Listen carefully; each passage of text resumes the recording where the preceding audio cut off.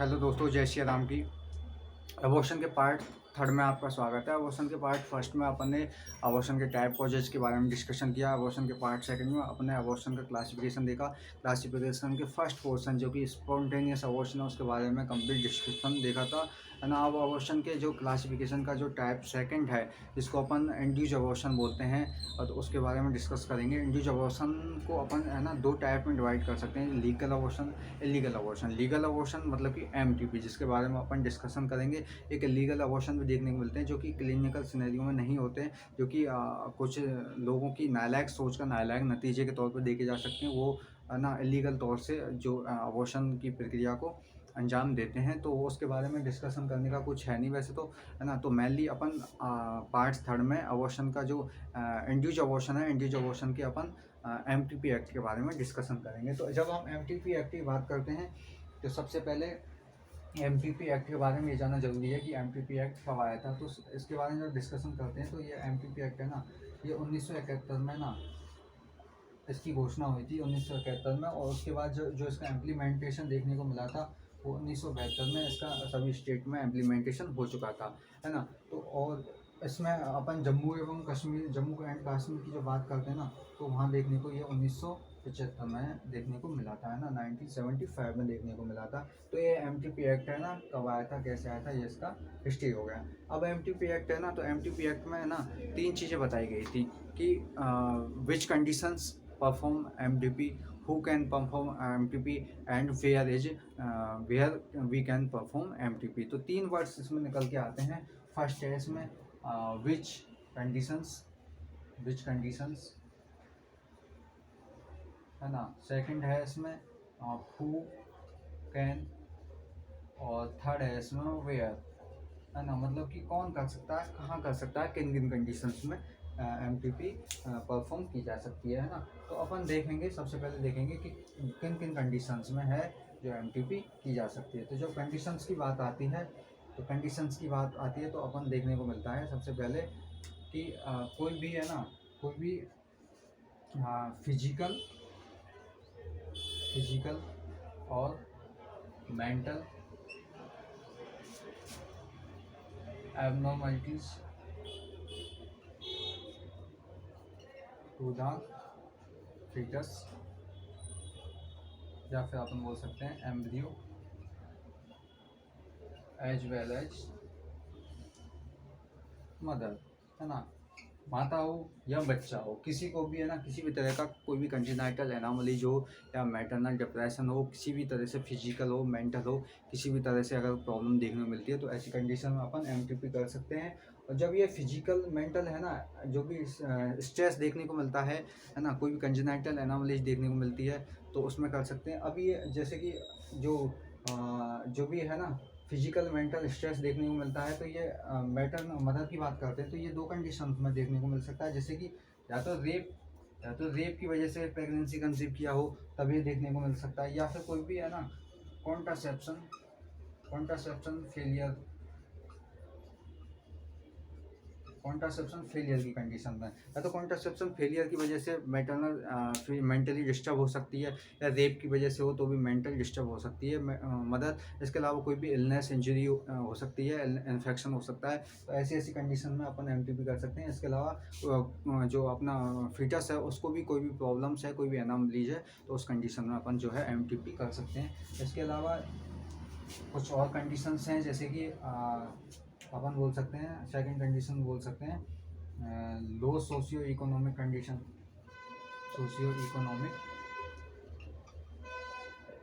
Conditions. मतलब कहने का मतलब ये है कि अगर किसी महिला ने प्रेगनेंसी कंसीव की और कंसीव करने के बाद उसने बताया कि भाई मेरा जो इकोनॉमिकल कंडीशंस है, फाइनेंशियल कंडीशंस है, वो इतनी अच्छी नहीं है कि मैं इतने बच्चों को, मतलब कि बच्चों का जो पालन पोषण कर सकूँ। फॉर एग्जांपल कोई लेडीज है ना, उसे अनजाने में कंसीव कर लिया है, लेकिन उसका क्या है, प्रीवियस हिस्ट्री है कि उसने 3 या 4 बच्चों को जन्म दे चुकी है या 2 बच्चों को जन्म दे चुकी है। उसके बाद उसने फिर से कंसीव हो गया, है ना, उसको अनजाने में हुआ, उससे गलती से हो गया, लेकिन वो चाहती है कि मैं भाई इतने बच्चों का पालन पोषण नहीं कर सकती फाइनेंशियल कंडीशन वजह से ही। तो ऐसे केसेज में भी हम अबॉर्शन के बारे में सोच सकते हैं। जो भी, है ना, जो भी मेडिकल ऑफिसर, जो भी गायनेकोलॉजिस्ट अपॉइंट है, वो उसके बारे में भी सोच सकता है। तो ये थी इसकी सेकंड कंडीशन। तो अपन ने देखा कि फर्स्ट कंडीशन थी किसी भी फीटस के लिए या मदर के लिए कोई भी मेंटल या फिजिकल ट्रॉमा हो, कोई भी एबनॉर्मलिटीज हो, ऐसी कंडीशन में कर सकते हैं।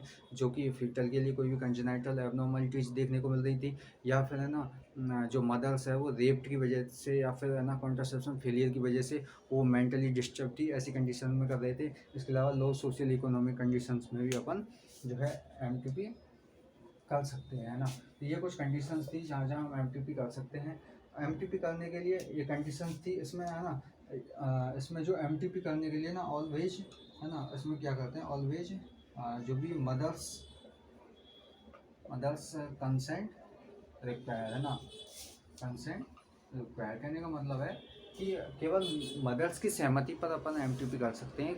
उसके है ना किसी भी और थर्ड पर्सन की, किसी भी सेकंड पर्सन की अपने को ज़रूरत नहीं पड़ेगी। अगर मदर्स सहमत है, मदर्स ने कंसेंट दे दिया है, तो एमटीपी की जा सकती है।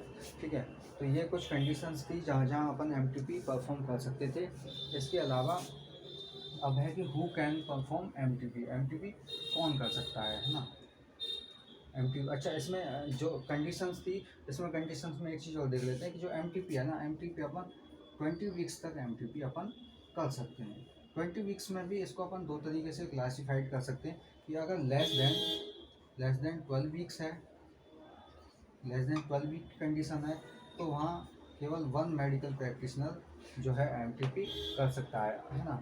अगर प्रेगनेंसी 13 से लेकर 20 वीक्स के बीच में है, तो वहाँ अपन को 2 मेडिकल प्रैक्टिशनर एमटीपी करने के लिए रिक्वायर होंगे। तो ये कंडीशंस थी, इन कंडीशंस में अपन एमटीपी कर सकते हैं। सेकंड है कि हु कैन परफॉर्म एमटीपी, है ना, कि एमटीपी का ये तो पता चल गया कि किन कंडीशन में कर सकते, लेकिन कौन कर सकता है, ये सब लोग कर सकते हैं? नहीं, ऐसा नहीं था। इसमें भी उन्होंने कुछ क्राइटेरिया दिया था। तो वो क्राइटेरिया में उन्होंने कहा था कि कोई भी, है ना, कोई भी स्पेशलिस्ट है, कोई भी स्पेशलिस्ट यानी कि कोई भी गायनेकोलॉजिस्ट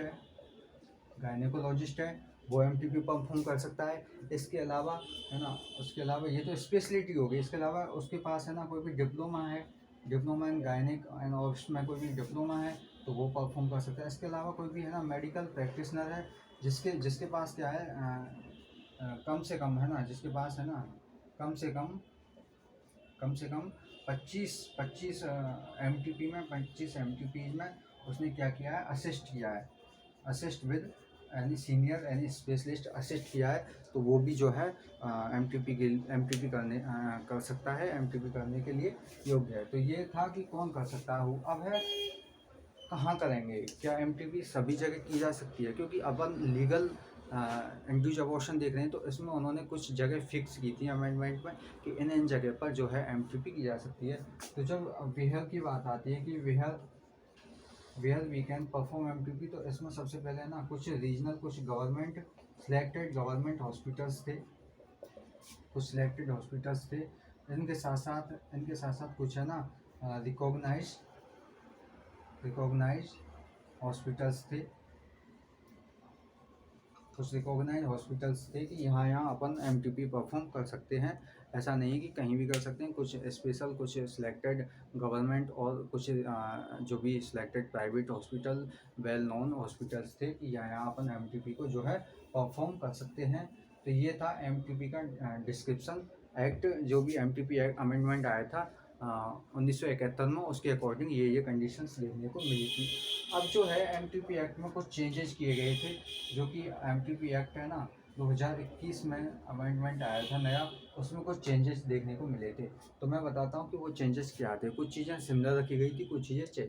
तो सबसे पहले इसमें क्या किया था कि एमटीपी 1971 में देखने को मिला था कि जो इसकी अपर लिमिट थी एमटीपी की, वो अपर लिमिट थी 20 वीक्स की, 20 वीक्स तक कर सकते हैं। यहाँ क्या किया गया था कि उस अपर लिमिट को बढ़ा दिया गया था। बढ़ाकर कितना कर दिया गया था, उस अपर लिमिट को बढ़ाकर कर दिया था 24 वीक्स तक बढ़ा दिया गया था। तो इसमें समस्या आई थी कि पहले देखने को मिल रहा था कि जो 12 वीक्स तक एक मेडिकल प्रैक्टिशनर है वो एमटीपी कर सकता है। 13 से लेकर 20 वीक तक 2 मेडिकल प्रैक्टिशनर की ज़रूरत पड़ रही थी, लेकिन इन्होंने क्या कर दिया 24 वीक्स कर दिया। तो यहाँ उसमें भी चेंजेस देखने को मिला था। तो यहाँ अगर लेस देन 20 वीक्स है, तो बोला कि भाई एक मेडिकल प्रैक्टिशनर काफ़ी है, अपना एक मेडिकल प्रैक्टिशनर एमटीपी कर देगा। और अगर 21st से लेकर 24 वीक्स तक है तो उन्होंने बताया कि हाँ भाई 2 मेडिकल प्रैक्टिशनर की अपने को ज़रूरत पड़ेगी एमटीपी करने के लिए। ठीक है, पहला चेंजेज ये था।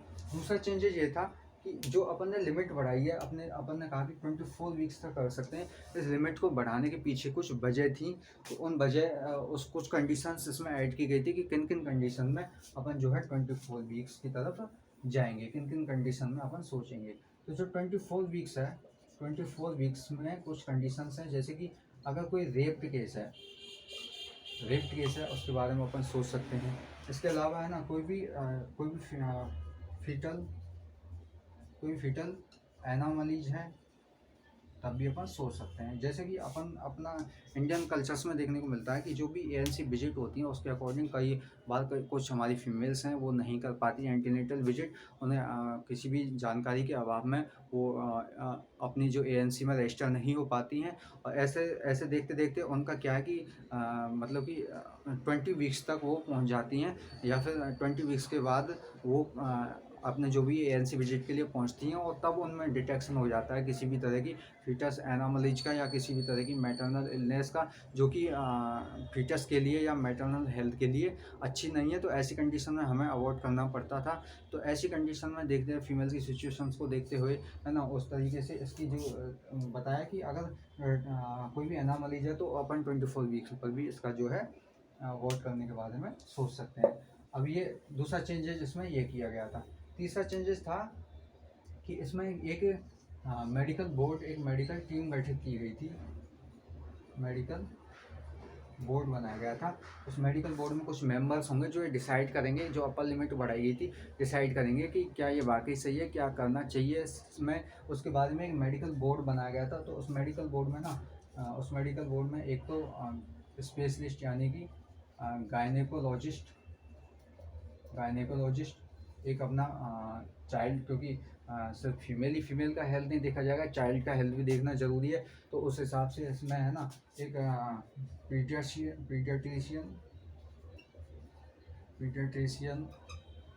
एक गायनेकोलॉजिस्ट, एक पीडियाट्रिशियन और एक है ना एक रेडियोलॉजिस्ट को इसमें ऐड किया गया था। इन लोगों को इसमें ऐड किया गया था। इसके अलावा इसमें कोई भी गवर्नमेंट का एक मेंबर होगा इनकी जो है देख रेख में। ये जो एमटीपी किया जाना है उसके लिए एक मेडिकल बोर्ड था, उसमें 4 मेंबर्स होंगे जो कि ये डिसाइड करेंगे कि जो अपन 24 वीक्स तक जो अपन करने जा रहे हैं क्या वो वाकई करना ज़रूरी है, क्या वो वाकई एक सही है। उसके लिए इसमें एक मेडिकल बोर्ड का भी गठन किया था। तो ये चेंजेस इसमें 21st अमेंडमेंट में जो है देखने को मिले थे। तो ये था एमटीपी एक्ट 1971, एमटीपी एक्ट 2021। उसमें जो भी अमेंडमेंट देखे गए थे उसके बारे में डिस्क्रिप्शन था। अब बात आती है कि अपन एमटीपी करने तो जा रहे हैं, तो एमटीपी कैसे करेंगे। तो इसमें कुछ मेथड्स थे एमटीपी के मेथड्स थे। तो एमटीपी के मेथड्स में अपन देखेंगे एमटीपी मेथड्स। तो मेथड्स में अपन देखते हैं कुछ होते हैं इसमें मेडिकल मेथड्स, कुछ होते हैं इसमें सर्जिकल मेथड्स। ठीक है, मेडिकल मेथड्स में कुछ मेडिसिन्स रखी गई थी, सर्जिकल मेथड में कुछ सर्जिकल प्रोसीजर रखे गए थे। तो 1 बाय 1 हम डिस्क्रिप्शन देखेंगे उनका। तो जो मेडिकल मेथड्स में है ना कुछ मेडिसिन्स आती हैं, जैसे कि मिफेप्रेस्टोन आती है। सेकंड इसमें मिफेप्रेस्टोन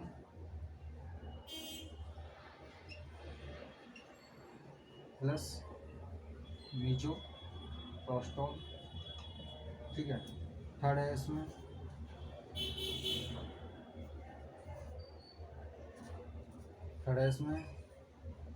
मैथोट्रेक्सेट प्लस मीजोप्रोस्टोल। और फोर्थ है इसमें टोमोक्सिफेन टोमोक्सिफेन प्लस मीजोप्रोस्टोल। ठीक है, ये कुछ मेडिकल मेथड्स देखी गई थे, कुछ मेडिसिन देखी गई थी। इसके अलावा कुछ सर्जिकल जो भी सर्जिकल प्रोसीजर थे उसमें सर्जिकल्स में है ना सबसे पहले है ना सक्शन एंड एवैक्यूएशन देखने को मिला था। इसमें MBA देखने को मिला था, मैनुअल वैक्यूम एक्सपायरेशन देखने को मिला था, जिसको अपन है ना EVA भी बोल सकते हैं, वैक्यूम एक्सपायरेशन बोल सकते हैं। इसके अलावा इसमें जो है डायलिटेशन एंड एवैक्यूएशन देखने को मिला था।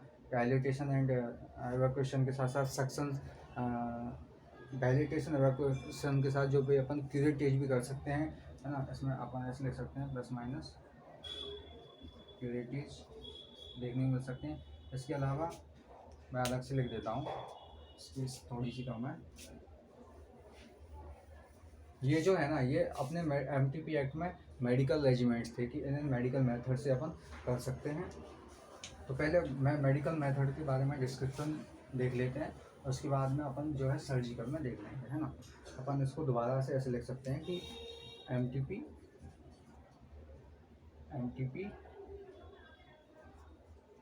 मेथड्स। MTP मेथड्स में आपने देखा था मेडिकल और इधर आपने देखा था सर्जिकल की अभी हम बाद में बात करेंगे, पहले देख लेते हैं मेडिकल। तो मेडिकल में अपन ने अभी देखा था कि फर्स्ट नेम निकल के आता है इसमें मिफेप्रेस्टोन निकल के आता है। तो इसमें क्या करते हैं कि मिफेप्रेस्टोन की जो टैबलेट होती है उसको अपन 200 mg की टैबलेट जो है अपन देते हैं। और उसमें क्या होता है, जो मिफेप्रेस्टोन है ना वो एक अपन एंटी प्रोजेस्टेरोन टैबलेट है। जैसे कि अब मैंने बताया था जब अपन MTP के कॉजेज के बारे में अपन बात कर रहे थे, तो MTP के कॉजेज में मैंने आपको बताया था कि प्रेगनेंसी को कंटिन्यू रखने के लिए सबसे ज़्यादा ज़रूरी है प्रोजेस्टेरोन, है ना। तो किसी भी वजह से प्रोजेस्टेरोन में कमी आती है तो अबॉर्शन देखने को मिल सकता है। जैसे कि ल्यूटियल फेज डिफेक्ट में अपन ने देखा था कि MTP का लेवल कम हो रहा था और अबॉर्शन हो रहा था। तो वो तो एक नेचुरल फिनोमेना था, स्पॉन्टेनियस अबॉर्शन देखने को मिल रहा था। लेकिन अगर हम अपन मैनुअली है ना इंडिविजुअली अपन जो है प्रोजेस्टेरोन का लेवल किसी तरीके से कम कर दें तो वो अबॉर्शन के लिए लीड करेगा। तो अपन ने क्या किया, एक एंटी प्रोजेस्टेरोन मेडिसिन ली, मिफेप्रेस्टोन, ये मेडिसिन ली। इस मेडिसिन ने क्या किया, जैसे अपन ने मेडिसिन 20 mg दिया तो इस मेडिसिन ने क्या किया था कि जो अपन जो फीटस का और जो फीटस के साथ साथ जो एंडोमेट्रियम का जो अटैचमेंट था ना, जो कनेक्शन था, उस कनेक्शन में क्या किया, इसने नेक्रोसिस करना शुरू कर दिया। इसने क्या किया डेस्ट्रॉय कनेक्शन बिटवीन फीटस, ऐसे लिख लो एम्ब्रियो है ना, एम्ब्रियो और फीटस एंड एंडोमेट्रियम। इसने क्या किया कि जो एंडोमेट्रियम और जो फीटस के बीच में जो कनेक्शन था उस कनेक्शन को इसने क्या किया, डेस्ट्रॉय किया, कनेक्शन को डेस्ट्रॉय किया, या ऐसे बोल सकते हैं इधर उसने क्या किया, उनके बीच में जाकर नेक्रोसिस किया, है ना। नेक्रोसिस किया, वहाँ की सप्लाई को उसने रोका, वहाँ का जो माहौल था, जो फेवरेबल इन्वायरमेंट था, उस इन्वायरमेंट को इसने डेस्ट्रॉय किया और उस वजह से अबॉर्शन देखने को मिला था। तो ये मेडिकल रेजिमेंट का ना फर्स्ट मेडिसिन थी, फर्स्ट इसका जो टाइप देखने को मिला था। इसके अलावा जो अपन ने सेकंड बात की थी, तो सेकंड में नाम निकल के आया था हमारे सामने मिफेप्रेस्टोन तो था ही, मिफेप्रेस्टोन के साथ साथ मीजोप्रोस्टोल को ऐड कर दिया गया था। तो इसमें क्या हुआ था कि सेकंड में देखने को मिला था मिफेप्रेस्टोन प्लस मीजोप्रोस्टोल, ठीक है। मिफेप्रेस्टोन प्लस मिफेप्रेस्टोन तो वही है 200 mg अपने को देना है। तो इसमें क्या करते हैं कि इसमें जो मिफेप्रेस्टोन मीजोप्रोस्टोल का जो है ना, इसको अपन है ना MTP किट के नाम से भी जानते हैं, also known as MTP kit, जो मार्केट में कई ब्रांड नेम से अपने को देखने को मिल सकती है ना। मिफेप्रेस्टोन और मीजोप्रेस्टोल MTP किट। तो ये जो MTP किट है ना, इसमें है ना जो इसकी जो पैकिंग आती है वो पैकिंग इस तरीके से आती है, 1+4 के रेजिमेंट में आती है। है ना, 1+4 टैबलेट के रेजिमेंट में आती है। जो 1 टैबलेट है ना, 1 टैबलेट है मिफेप्रोस्टोन की, और जो 4 टैबलेट है वो मीजोप्रोस्टोन की। मिफेप्रोस्टोन का डोज है ना, मिफेप्रोस्टोन का जो डोज होता है वो 200 mg होता है, और जो मीजोप्रोस्टोल का डोज होता है वो होता है 200 माइक्रोग्राम होता है। चूँकि ये 200 माइक्रोग्राम, चूँकि ये 4 टैबलेट हैं, इसलिए इसका जो कंप्लीट है ना, कंप्लीट इसका 800 माइक्रोग्राम इसका हो जाता है। तो इसमें अपन क्या करते हैं कि सबसे पहले है ना, फर्स्ट इसमें क्या करते हैं अपन, तो फर्स्ट अपने इसमें मिफेप्रोस्टोन दे देते हैं, है ना। फर्स्ट अपने मिफेप्रोस्टोन दे दिया।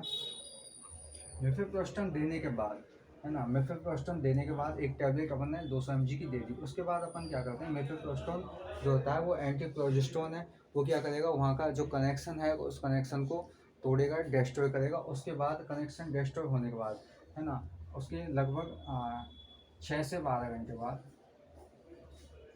6 से 12 आवर्स बाद अपन जो है जो मीजोप्रोस्टोल था उसका 2 टैबलेट दे देते हैं, 2 टैबलेट्स, या फिर उसको अपन ऐसे बोल सकते हैं 400, 2 टैबलेट या 400 माइक्रोग्राम अपन दे सकते हैं, ठीक है। तो ये क्या, इससे क्या होता है कि पहले उसने डिस्ट्रॉय किया, एंटी प्रोजेस्टेरोन ने जो कनेक्शन था उसको डिस्ट्रॉय किया।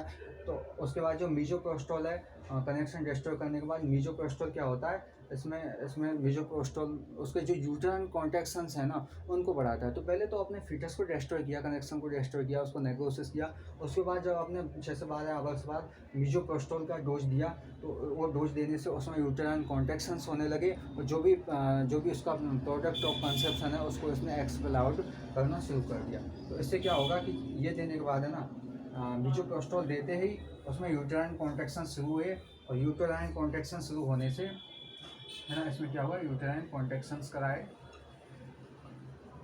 यूट्राइन कॉन्ट्रैक्शन कराने से प्रोडक्ट ऑफ कंसेप्शन क्या हुआ था, एक्सपेल हुआ था, एक्सपेल आउट हुआ, है ना। तो इस तरीके से अबॉर्शन देखने को मिलता है कई बार, है ना।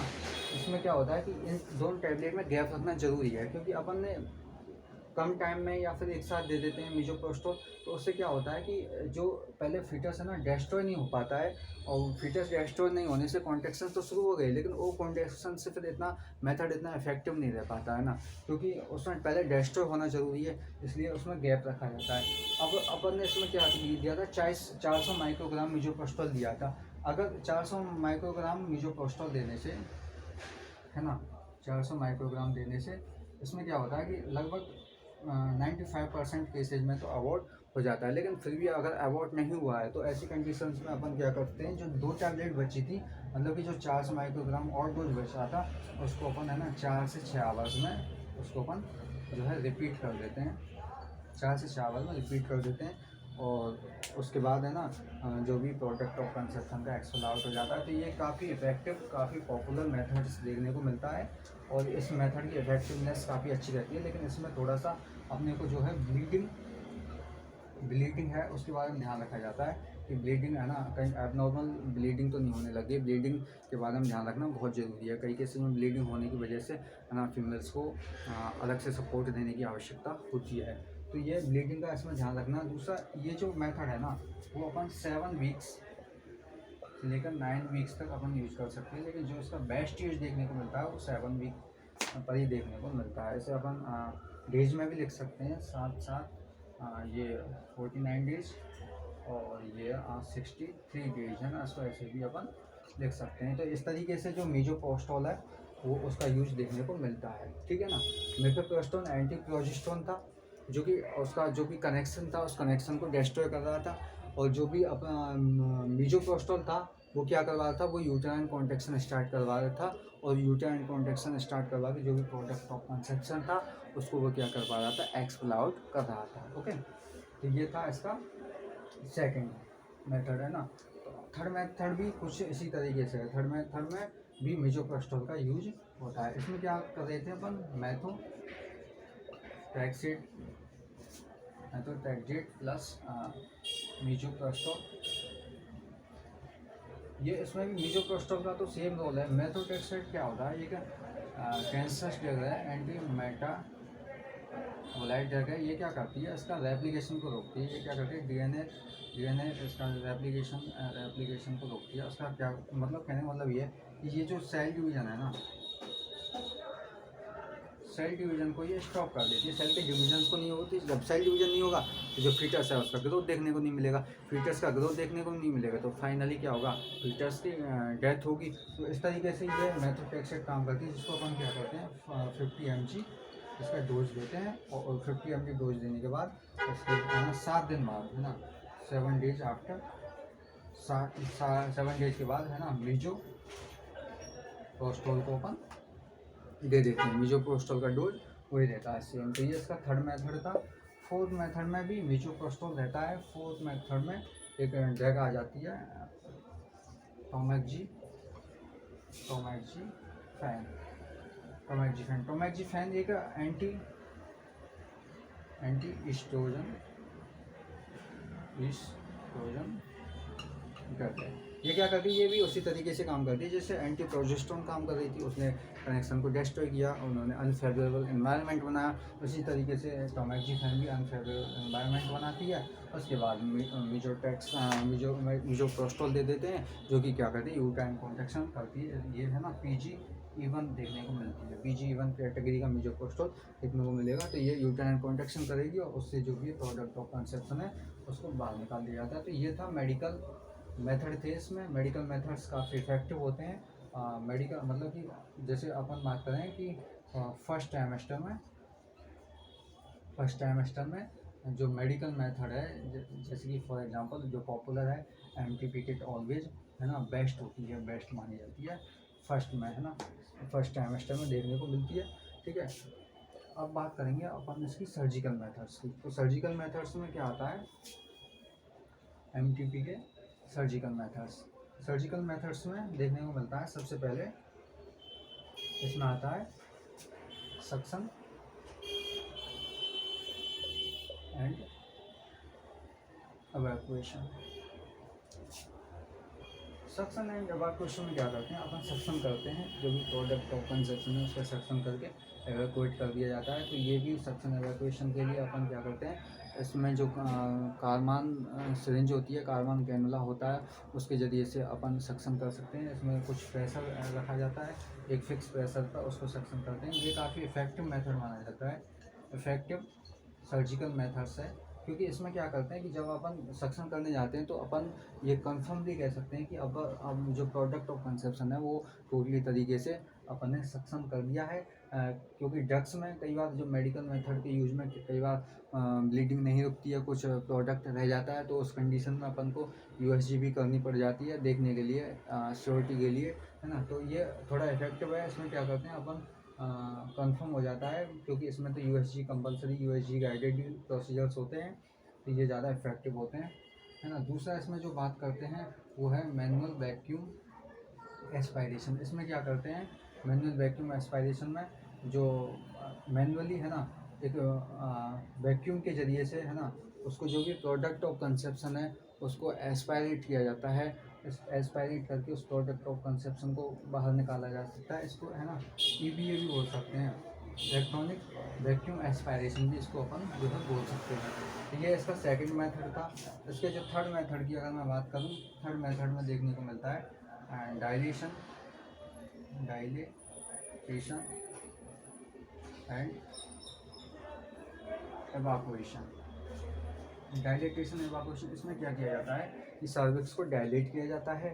सर्विक्स को डायलेट करने के लिए अपन जैसे हेटायर डायलेटर्स का यूज़ कर सकते हैं, या फिर है ना अपन जो है लेमिनेरिया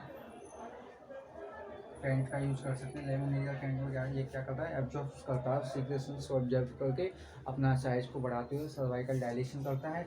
इनका यूज करते हुए, डायलेशन करते हुए फिर अपन जो है प्रोडक्ट ऑफ कंसेप्शन को एवैक्यूएट कर देते हैं, उसको बाहर निकाल देते हैं। तो ये इसके सर्जिकल मेथड्स थे। इसके अलावा और भी सर्जिकल मेथड्स देखने को मिल सकते हैं, जैसे कि अगर बात करें तो फोर्थ है ना, फोर्थ है intra amniotic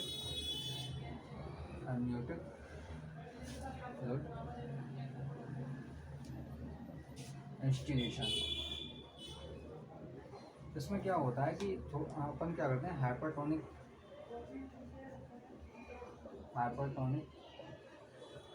solutions hypertonic solutions को इंट्रा एमनियोटिकली उसमें एमनियोटिक सेट में हाइपरटोनिक सॉल्यूशन को डालते हैं। तो जैसे अपन हाइपरटोनिक सॉल्यूशन को डालते हैं तो उसकी क्वालिटी होती है कि वो हाइपरटोनिक सॉल्यूशन ऑलवेज फ्लूइड को अपनी तरफ लेता है। तो जैसे ही हमने एमनियोटिक कैविटी में डालते हैं तो ये जो भी फीटस में जो भी जितना भी फ्लूइड है, जितना भी पानी है, उसको अपनी तरफ खींच लेगा। उससे क्या होगी, फीटस की जो डेथ देखने को मिलती है। तो ये क्या करता है, ये जो भी है जो भी वाटर है फीटस के अंदर, जो भी वाटर्स है उसको अपनी तरफ है उसको खींचेगा, क्योंकि ये इसकी क्वालिटी होती है। हाइपरटोनिक सॉल्यूशन के तौर पर अपन 20% नॉर्मल सलाइन का यूज़ कर सकते हैं, या फिर अपन 40% यूरिया का यूज कर सकते हैं। तो इस तरीके से ये भी एक मेथड देखने को मिलता है सर्जिकली। इसके अलावा एक्स्ट्रा एम्नियोटिकली भी अपन है ना, एक्स्ट्रा एम्नियोटिक के लिए भी अपन फ्लूइड का इंस्टॉलेशन कर सकते हैं। उसमें भी सेम इसी तरीके से होता है, वो एम्नियोटिक कैविटी का जो फ्लूइड होता है उसको बाहर लाएगा, तो उससे भी फाइनली फीटस की जो डेथ है वो देखने को मिलती है। तो ये एमटीपी के कुछ सर्जिकल मेथड थे, इनका यूज करते हुए अपन जो है जो एमटीपी एक्ट को परफॉर्म कर सकते हैं। ज़्यादातर है ना फर्स्ट ट्राइमेस्टर में, अर्ली प्रेगनेंसी में अगर एमटीपी करनी है तो अपन मेडिकल रेजिमेंट का यूज़ कर सकते हैं, क्योंकि वो काफ़ी बेस्ट होता है। लेकिन जब अगर फीटस का साइज बढ़ गया है, प्रेगनेंसी सेकंड ट्राइमेस्टर में पहुंच गई है ना, प्रेगनेंसी 20 वीक्स या 20 से 24 वीक्स में चली गई, तो वहाँ सर्जिकली जो रेजिमेंट होते हैं उनका यूज किया जाता है, क्योंकि वो एक अच्छे मेथड से देखने को मिल सकते हैं। क्योंकि फीटस का साइज काफ़ी बड़ा हो गया है, उस उस कंडीशंस में जो ड्रग्स है वो उतनी इफेक्टिव नहीं होती हैं। ठीक है, तो कर सकते हैं। इसके अलावा सर्जिकल मेथड्स में जो एस्पिरेशन मेथड्स है, सक्शन एवैक्यूएशन है, और उसके साथ साथ अपन सक्शन एवैक्यूएशन कर सकते हैं फर्स्ट ट्राइमेस्टर में अगर सर्जिकली करना है। सेकंड में अपन है ना ऑक्सीटोसिन का भी यूज़ कर सकते हैं। ऑक्सीटोसिन से अपन कॉन्ट्रैक्शंस को बढ़ाने में भी मदद ले सकते हैं। इसके अलावा अपन जो डायलिटेशन एंड एवैक्यूएशन करते हुए उसको एवैक्यूएट कर सकते हैं। उसके साथ साथ अपन क्यूरेटेज का भी यूज़ कर सकते हैं। क्यूरेटेज से भी अपन जो है क्यूरेटेज की मदद से अपन जो भी रिटर्न्स हैं उनको बाहर निकाल सकते हैं। और ये सारे प्रोसीजर यूएसजी गाइडेड होते हैं, और जो भी बिल्कुल ऑब्जर्वेशन में किए जाते हैं, क्योंकि ब्लीडिंग नहीं हो, ये अपना मेन कंसर्न इसमें देखने को मिलता है। तो इस तरीके से अपन अबॉर्शन का जो पार्ट थर्ड था वो अपन ने कंप्लीट किया, अबॉर्शन के क्लासिफिकेशन पूरा किया। इसी के साथ अबॉर्शन जो है यहीं पर फिनिश होता है। इससे रिलेटेड आपको कोई भी क्वेरी है ना, कहीं भी कुछ ऐड करना हो, कहीं भी कुछ है ना, कोई भी डाउट है, उसके बारे में कमेंट करके आप बता सकते हैं। इसके अलावा जो भी और टॉपिक्स पर आप वीडियो चाहते हैं उसके बारे में भी आप कमेंट बॉक्स में बता सकते हैं। ठीक है, इसी के साथ पार्ट थर्ड है जो एवोशन का कंप्लीट हुआ। मिलते हैं नेक्स्ट वीडियो में नए टॉपिक के साथ। धन्यवाद।